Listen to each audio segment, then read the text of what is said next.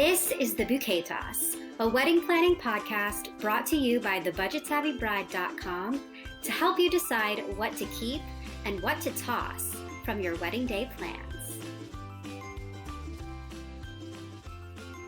Welcome back to the Bouquet Toss. Today is a special follow-up episode to last week's episode about budget, so we're calling it Budget Part 2.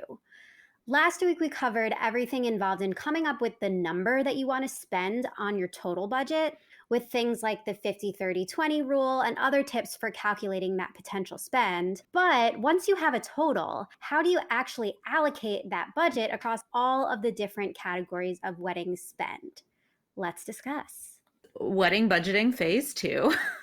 Figuring out what are the things you're going to spend more on and what are the things that you should know will be a higher cost or that are typical for most couples. I think that's really important because once you start talking to vendors and once you start really looking at what everything is going to add up to, knowing that it's typical for couples to, let's say, spend 8% of their total budget on their attire. You can look at the total number that you have and say, okay, is my attire spend around 8%? Obviously, it doesn't have to be exact, but it gives you like a good feel because it's helping you see what other people are kind of amounting to in their spend, but without you have to doing any of the math.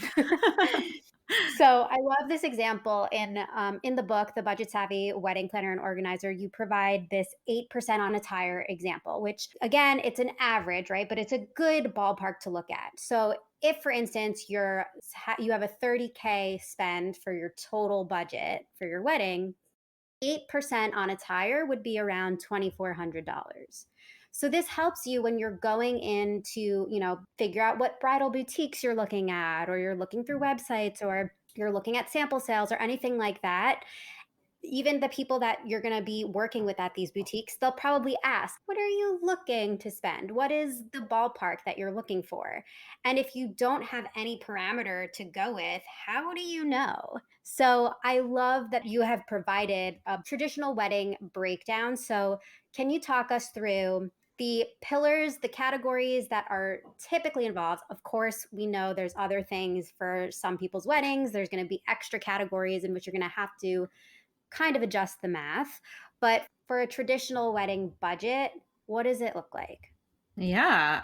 So a lot of this information was pulled from resources like The Knot and Wedding Wire because they do their big surveys and they see where couples are spending the majority of their budgets. And so a lot of that went into pulling these numbers together for the book. And traditionally, like, you can basically expect to spend half of your entire budget on the reception costs. And that could include anything from the venue, the catering, those big ticket items like, the bar included in that as well. So 50% of your budget will probably go to reception costs. That's leaving aside the other items that are included in the reception, but are kind of their own separate category, like your flowers and decor.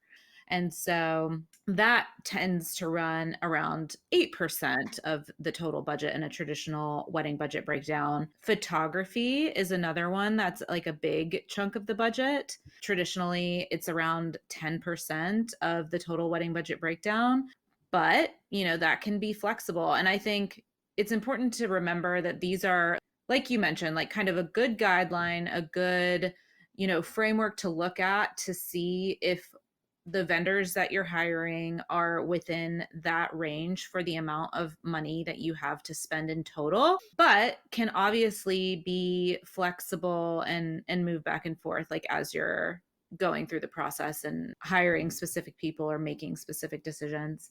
Yeah, I think it's great to remember that this traditional wedding budget breakdown is for a wedding that is including, it's at a venue, there's some sort of food, there's some sort of dinner situation, entertainment. Like, we'll get through all the categories, but this is for one of those very traditional weddings with all the parts. And so you might come across a photographer that you absolutely love that is more than 10% of your actual budget spend, but maybe photography ends up being more important to you than actually having a sit-down dinner.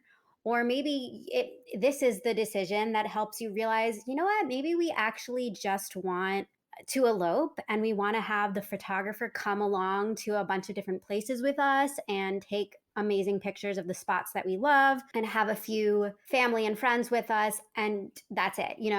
I think this is such a good way to help you decide what are the things that feel more important to you and what are the things that feel like, maybe that's actually something I can toss and I don't really even need it at all. When you look at it, if the reception is going to be 50% of your budget, that helps you realize, like if your idea of your wedding day is to be able to wine and dine your guests, right? Your family and friends. You have to look at, what is 50% going to get you? Because it might get you a really amazing fancy meal for 10 people, but it might not cover a venue that's like $100 a head if you have a really, really big guest list. And Exactly. so right away, it puts you in the position to say, okay, which do I want? And then it helps you say, if the reception is the thing that I want, I have to look at places that are going to accommodate a price per head that comes in somewhere around that 50% of my total spend. Exactly. I think like we said, like these are really great to use as guidelines. So back to you mentioned attire being 8% of a traditional wedding budget. For like a typical $30,000 wedding, that was kind of like the norm or considered the average a few years back pre-pandemic. That was around $2,400. But you have to remember that that's not just the bride's dress. You have to consider what partner number two is wearing, whether that's another bride or a groom. You also have to factor in those sneaky alterations costs, which often come as a surprise to many couples, especially if you have a very ornate dress that needs alterations. Those lace, beaded, anything like that can cost hundreds, sometimes even into like the $1,000 range for alterations alone. So, really important to keep in mind when you're doing things like shopping for your wedding dress, and giving that budget number to the stylist who's pulling dresses for you. Keep those alteration costs in mind and give them maybe a lower number than what your actual budget is based on your percentage. So, I just think it's important to use these as a guideline and maybe always try to shoot a little under, because in more cases than not you are going to go a little over of whatever you set. So it's always good to be, I think, a little conservative. And one thing I also always recommend, so in this version of like the wedding budget breakdown, we didn't go super granular, right? We said reception costs is 50%, but that includes your reception venue, it includes your catering, your alcohol, and also your cake. Like we didn't break down, or, dessert if you're not serving a cake. We didn't break it down super, super granular just for visual representation's sake in the book. But you're keeping all of those things in mind in that overall 50% figure. But then something that is separate is your wedding entertainment. And so traditionally, we're averaging around 8% of your budget on entertainment, whether that's a DJ or a live band. Again, that would run for a $30,000 wedding around that $2,400 range. So keeping that in mind, if you decided that it wasn't super, super important to you to have professional music, maybe you just want to do like the iPod situation or have somebody run your music for you, finding like a newer up and coming DJ who's maybe in like the $1,000 range for the night, which to me even still seems like a lot for someone to play music. No disrespect to the DJs out there, but that's something you could take that extra $1,400 that is allocated for entertainment and put that towards an area that is more important to you and your partner. Another thing that's included in this budget breakdown is a 5% for miscellaneous. And that's kind of your buffer The thing that's in there to act as a safety net for those little overages, the things that couples often forget about or overlook, things like feeding your wedding vendors on the wedding day, vendor meals, feeding your wedding party while you're getting ready in the morning, getting your hair and makeup done, tips or gratuities. Yeah, there's so much that can creep up that you just no amount of planning can really help you see them up front. And so giving yourself a padding there right away from the start, I think is very helpful. And so then the other categories that we included all came in with a 2% of your spend, but these were ceremony, stationery, transportation, and gifts.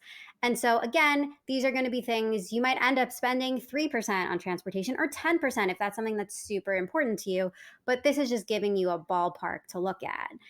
After looking at this traditional breakdown, in the book, you also provided a modified breakdown for budgets that are under 20,000. And I think that the big thing here is to realize that the cost of the vendors is not necessarily going down, right? So you might be using the same photographer, but now that's 12% of your budget instead of 10% because you have less money that you're starting with. That is the key to remember. It's not that you have to, because you're under a certain number, only use people that are new, that have no experience, that are your friends as frienders, that, are going to cost the smallest amount of money. No, you just have to realize that you look at the larger scheme of your budget, these are items that are going to be taking up more than what they would have if your budget was larger. It helps you put into perspective, if this is the amount that we have to spend, well, what are the things that we can cut, or what are the things that we want to focus on most? And what are the things that we maybe want to pivot so that we can allow for our budget to really work the best for us? In this instance, looking at spending 45% on your reception rather than 50 is kind of the guideline here if it's under 20K versus a 30K wedding, which is the traditional breakdown. And so if you're going to be spending less because you already have a smaller number that you're using and it's a smaller percentage of that number, then the atmosphere or the vibe or what you want for your wedding might change, but maybe that is what you wanted in the end anyway. Yeah, absolutely. And obviously, one of the things that we do quite well at Budget Savvy Bride is like share alternatives and ways to get a lot of these different aspects for your wedding at a cost that works with whatever budget it is that you have. There's options, whether you're wanting to do something more DIY, something semi DIY, something semi professional versus hiring a seasoned wedding pro, right? The good news is there are ways to do this like all across the board in every wedding category, keeping in mind that if you are working with a smaller budget, the breakdown is going to look a little different. The funds are going to be allocated a little bit different and should be done according to what's most important to you and your partner at the end of the day. So well said, mic drop. But let's just go through. So we went through what the traditional 30K breakdown was. So I'm just going to read through what this modified one is for budgets that are under 20K. Again, these are just ballpark numbers, but they're really helpful in helping you figure it out. Reception, 45%, photography, 12, flowers and decor, 12, attire, 12, entertainment, 5%, miscellaneous again, 5%, ceremony 5%, stationery 2%, and gifts 2%. This budget doesn't have an allocation for transportation. And just for a little bit of context, these numbers were kind of pulled from looking at real weddings that we featured on the Budget Savvy Bride over the last, at the time it was like 10 years when the book was published. And so, we looked at a lot of the budgets that were done under $20,000 and tried to get an average in mind for how couples were actually allocating those funds. And all of the weddings that we share on the blog have this breakdown included. So when you go and you look, you can not only see the total that they spent, but we actually share these types of breakdowns for every wedding that we're featuring. So you'll see what percentage of their total they spent on, let's say, catering, let's say, photography. All of those things are there, which I think is just the most amazing way to be able to look at weddings and get inspiration, because you could see something and be like, oh, I really want to recreate that. I love it. But if you have no context as to the breakdown of where things went, it's really hard to know. And of course, there's sometimes things where, they were gifted photography or they were gifted a DJ or they were gifted something, which maybe is a situation you'll have as well. And you'll get to reallocate that percentage of money to other things. So, of course, it's never going to be a complete science. It's always going to be fluid and it's going to be so dependent on your personal circumstances and your values. But being able to see what it looked like for other people, I just think is so valuable. So, make sure to head to the Real Wedding section on the budgetsavvybride.com. Check out these budget breakdowns. You will not be disappointed.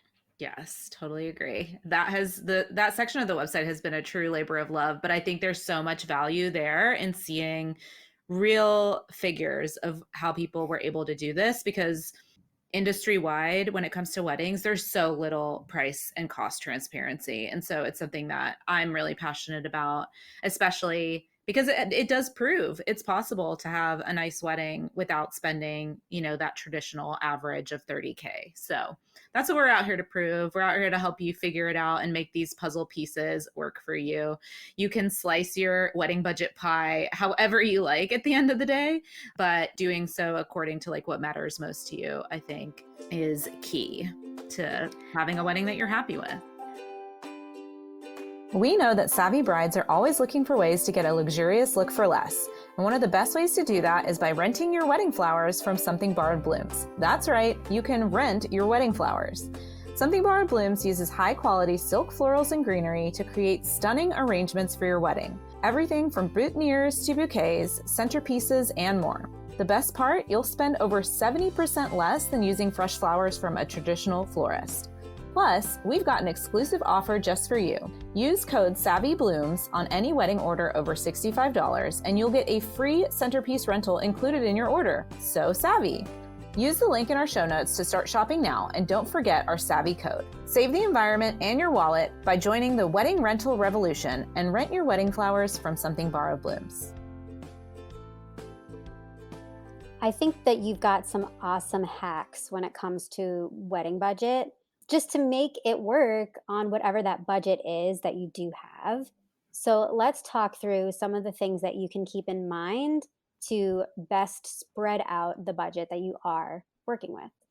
Yeah, I think across the board, some of the quickest ways to keep costs low is considering the time of year you're getting married. Obviously, like the season is such a big part in terms of like peak versus off peak rates for venues, vendors. Pricing can really vary throughout the year depending on the seasons that are most popular. So that's a big consideration.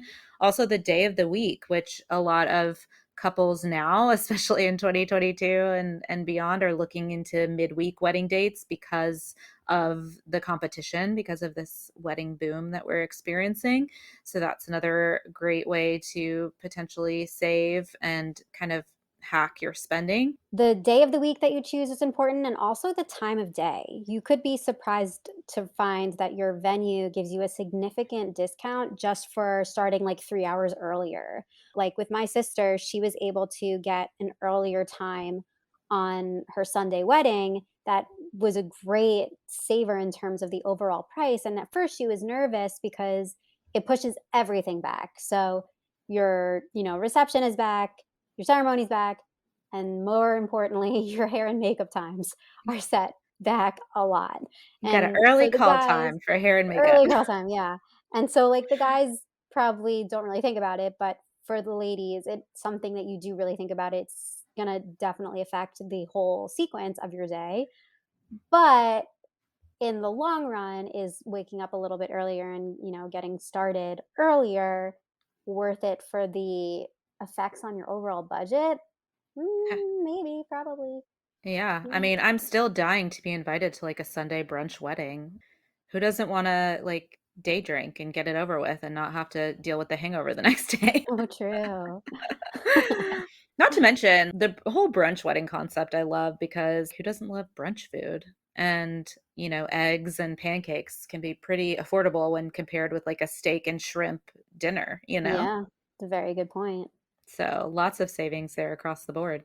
And speaking of brunch, getting the booze in, there's some good tips where that's concerned.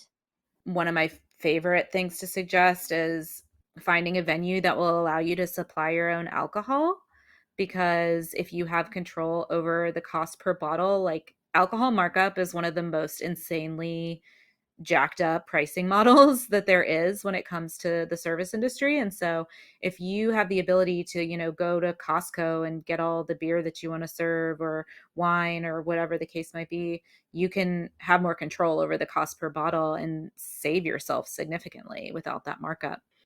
So another booze related hack that I'm obsessed with is these things called stock the bar parties where people will have either it's like for the bachelorette or the bridal shower or it's just like a get together with your bridal party or your friends and family and the gift is alcohol, like bottles of alcohol that then get used on the wedding day as the drinks for the bar. I think that that's like the most genius idea. And I also think there's so much, like, especially depending on the time of year you're getting married, but also it actually probably doesn't matter because the alcohol, like, just don't open it and it'll be probably even better by the time you do.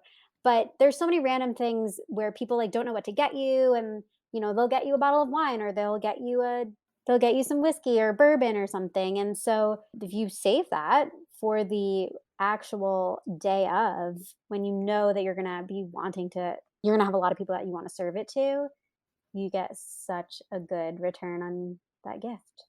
Absolutely. I love that.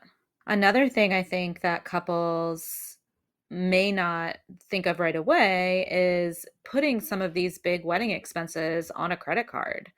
And I'm not encouraging racking up a big balance here, but especially with all the different credit card rewards you can earn if you sign up for a new credit card right around the time that you get engaged, you can put a ton of your wedding expenses on that and earn a new card bonus that you could use those points and practically book a honeymoon for free.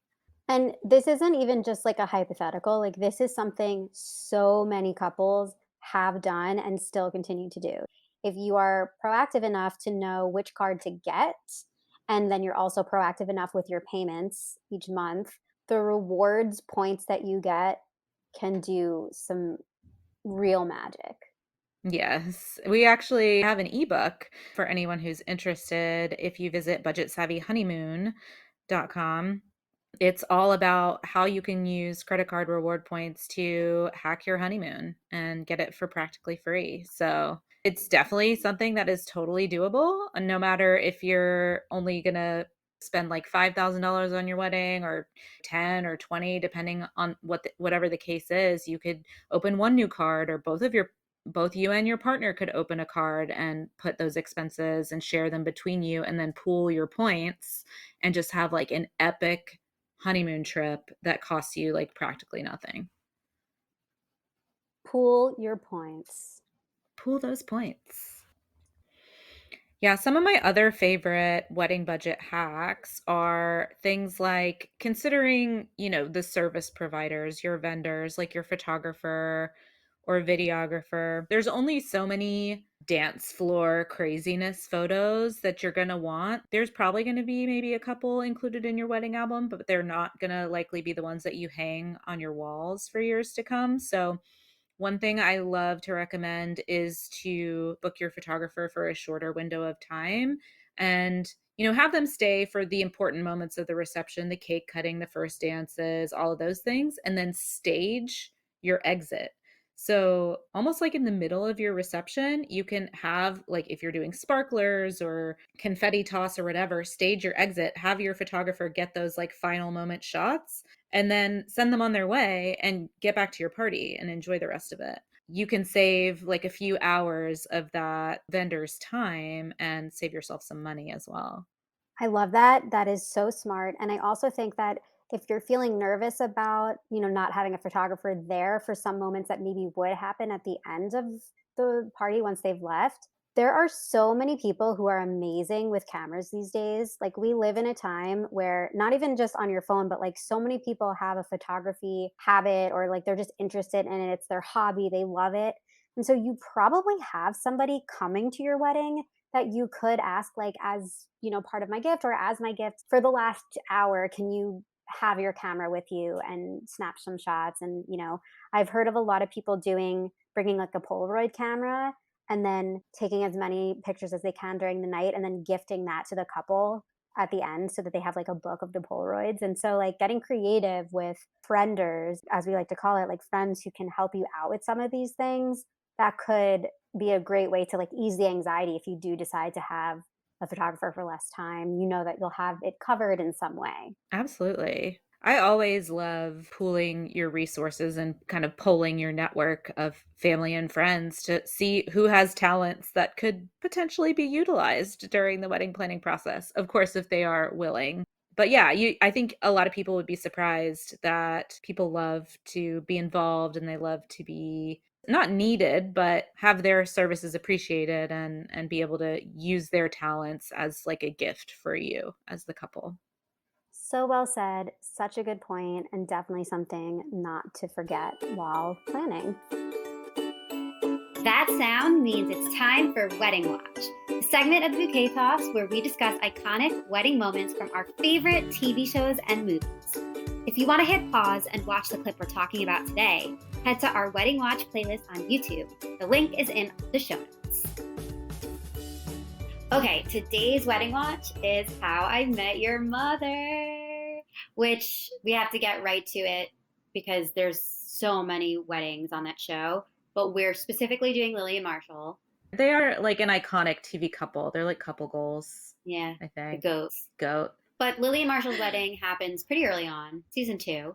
Yeah. So I'm going to first start with the things that just felt a little unrealistic to me. Everything went wrong. And like, I do appreciate laying into the idea that like your wedding day will not be perfect. Something inevitably goes wrong and it doesn't matter. The actual like message that they're trying to put there is that like, it's really just about you and your spouse getting married. And that's something we obviously get behind, totally agree with. And it's for the comedy, but the level to which things go wrong is quite anxiety inducing. Her veil is like trampled over and dirty. Her ex shows up planning to like object to her and Marshall getting married. And so then like Scooter? Scooter. And then they send like the bouncer to like get rid of Scooter, but he tackles the photographer and the photographer can no longer take pictures. That is a wedding disaster. Then they have the harp player is pregnant and like in labor. Like literally in labor. Robin's like, should I learn how to play the harp? Can I do that? And then, I mean, the biggest thing is Lily allows her cousin to do Marshall's hair because she's like learning how to do hair and she doesn't want her to do Lily's because it's like, you're not doing the bride's hair if you're not a professional. Mm-hmm. And through a misunderstanding in their conversation, Marshall gets blonde tips. Guy Fieri style, yes. Like atrocious. Atrocious. And first of all, like no one's dyeing the groom's hair on the premises of your wedding on the day of. Not happening. But Marshall sees it and freaks out and like decides shaving right down the middle of his head is a way he can fix it. And then instead of just like a reverse mohawk? Yes, a reverse mohawk. Absolutely. And then all you can think about is like, why isn't he just shaving the rest? Like just shave it. And like Ted finds the uncle or whoever who's wearing a toupee and like doesn't want to admit it. And he's like, I wish someone had a toupee. And the guy's like, and it's terrible. You can like absolutely tell he's wearing a toupee. And he's like, I wonder where we could find one. And then they take that and like, you can't even put it on Marshall's head because he has hair on the sides, but not in the middle. And it's just like, you ruined it. You should just shave your head at that point. I mean, eventually they're like outside. The guy is literally like mowing the lawn and they ask to borrow his hat. And that's another trope that they put through because it's like, if the bride asks, everyone just says yes. And like, I do think that's funny. I think that is a thing. If on someone's wedding day, you're like, oh, this is for the bride. People are like, oh, absolutely. Done. Absolutely. And then they like put this fedora on him. I mean, Lily doesn't cry once. She like freaks out a little bit, but I wanted to cry. I was so upset. I feel like if that was your wedding day and everything went wrong, it's a little too much to go wrong. Yeah, I feel like honestly, I probably like blocked out most of those details because that's traumatic. Yeah, totally. Absolutely. No bride wants to be thinking about how anything that could possibly go wrong will go wrong And she in does. the She case like, of this wedding. yeah, she puts on a brave face and she's like, I'm fine. It doesn't matter. It doesn't matter that I don't have a photographer. It doesn't matter that my veil was trampled on. Like and then she just like breaks down. But then they end up, her and Robin go outside to smoke to like let off steam. And then the boys also go outside, Barney, Ted, and Marshall. And while they're out there, they see each other. And Ted is like, why don't you guys have your dream wedding right now? Because their whole plan in the beginning was to have an outdoor wedding with just close family and friends, like really intimate, and somebody playing guitar. And like TV magic, there's just randomly somebody sitting outside their venue playing guitar on a bench. Of course. Of course. Of course. And Barney is ordained so he can marry them. So they just like do this little ceremony outside, like unofficially. And it's so sweet. It really does play to the idea that a wedding is just like two people, the vows, someone to, officiate, and that's it. That's all you really need. Yeah. And it was a sweet moment too. Like when I rewatched this clip, I just watched that scene outside when they do the vows and everything.